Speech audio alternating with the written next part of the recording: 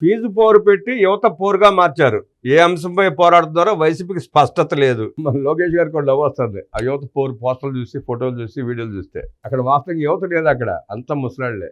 అందరూ ఎక్కడ పోగేసుకొచ్చారో బాగా పోగేసుకొచ్చారు. ఇందాక చెప్పుకున్నాం కదా, ఆవిర్భావ దినోత్సవానికి వచ్చిన వాళ్ళందరికీ పోస్టర్లు పెట్టి అదే యువత పోరు అన్నాడు. అది యువత పోరా, పార్టీ ఆవిర్భావ దినోత్సవం జగన్ రెడ్డికే తెలియదు. పైగా ఆ బకాయిలు మొత్తం పెట్టింది వైసీపీనే. జగన్మోహన్ రెడ్డి పాలనలోనే 4,300 కోట్లు బకాయిలు పెట్టారు. తగుదనమ్మా అంటొచ్చి సిగ్గు లేకుండా వాడు పోరుపాటు అంటాడు. కనీసం నవ్వుతారన్న బుద్ధి జ్ఞానం కూడా లేదంటే మరి వాళ్ళకి. నువ్వు పెట్టిన బకాయిల మీద నువ్వు పోరుపాటు చేయడం ఏంటో అర్థం కాని పరిస్థితి.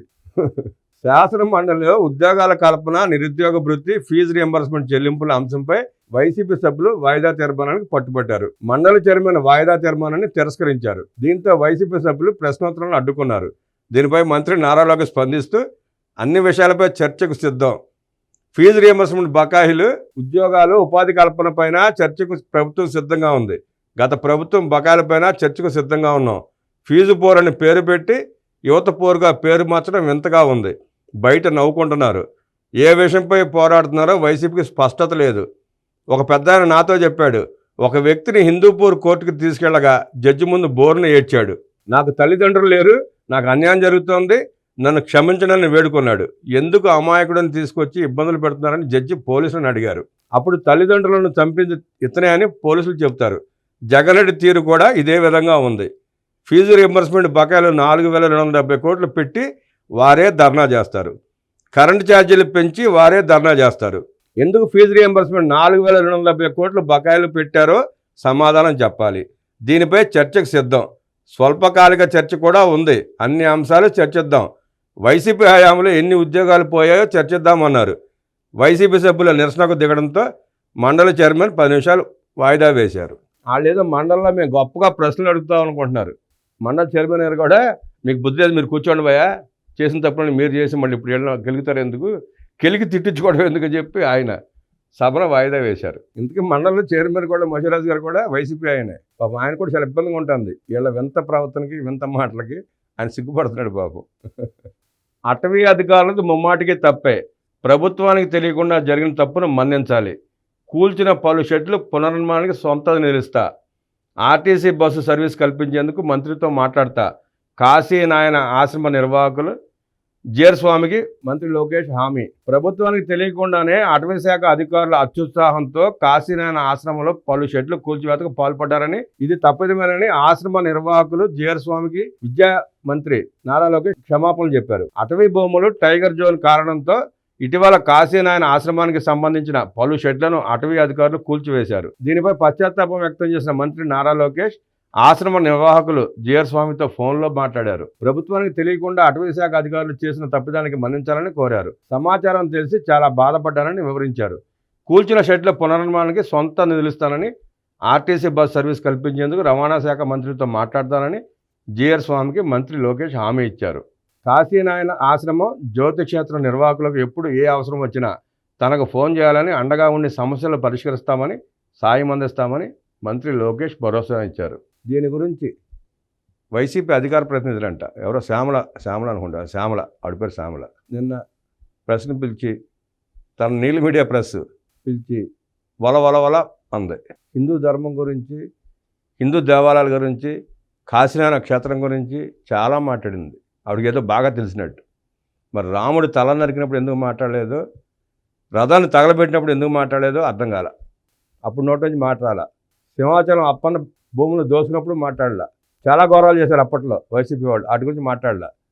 దేవాలయాలకి జగన్మోహన్ రెడ్డి చేసినంత అన్యాయం, దారుణం ఎవరు చేయలే. అప్పుడు నోరెత్తలా ఆవిడ. నేను వాళ్ళ మాట్లాడుతూ పవన్ కళ్యాణ్ గారు ఏం చేస్తున్నారో అని అడుగుతుంది. ఆయన చాలా బిజీగా ఉన్నాడు.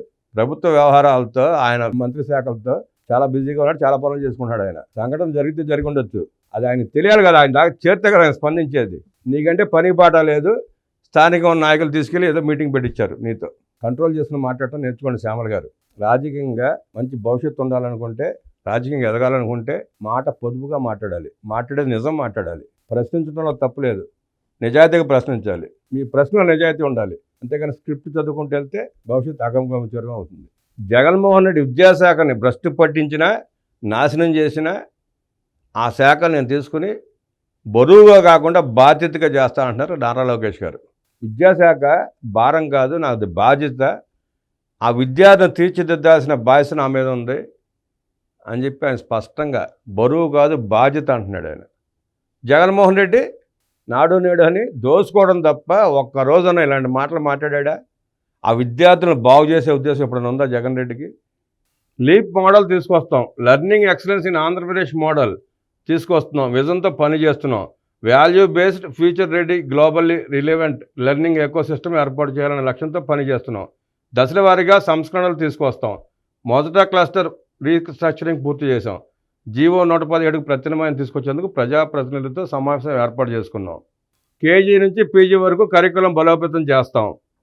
పారదర్శకంగా ఉపాధ్యాయుల సీనియారిటీ లిస్టు వస్తుంది. విద్యార్థుల్లో నైతిక విలువల పెంపునకు కృషి చేస్తాం. సంస్కరణలకు కలిసికట్టుగా బాధ్యత తీసుకోవాలి. అందరం కలిసికట్టుగా బాధ్యత తీసుకుంటేనే విద్యా వ్యవస్థలో ఆశించిన సంస్కరణలు తీసుకురాగలుగుతాం. గంజాయి డ్రగ్స్కు ఫుల్ స్టాప్ పెడతాం. గంజాయి డ్రగ్స్ నియంత్రణకు యుద్ధం ప్రకటించాం. డ్రగ్స్ వద్దు బ్రో క్యాంపెయిన్ నిర్వహిస్తున్నాం. డ్రగ్స్ వద్దు బ్రో బాగుంది. రాజ్యాంగంపై విద్యార్థుల అవగాహన కల్పిస్తాం. 15 ఏళ్ల తర్వాత ఇంటర్ విద్యలో సంస్కరణలు, వర్సిటీలో సంస్కరణలు అవసరం. విద్యార్థులను ఇబ్బంది పెడితే కఠిన చర్యలు తీసుకుంటాం. ఇండస్ట్రీ కనెక్టివిటీ కరికులం తీసుకొస్తాం. ఒకే రాష్ట్రం ఒకే రాజధాని అభివృద్ధి వికేంద్రీకరణ మా విధానం. ఇప్పటికే అనేక కంపెనీలు వచ్చాయి. ఇండస్ట్రీ కనెక్టివిటీ కరికులం తీసుకొస్తాం.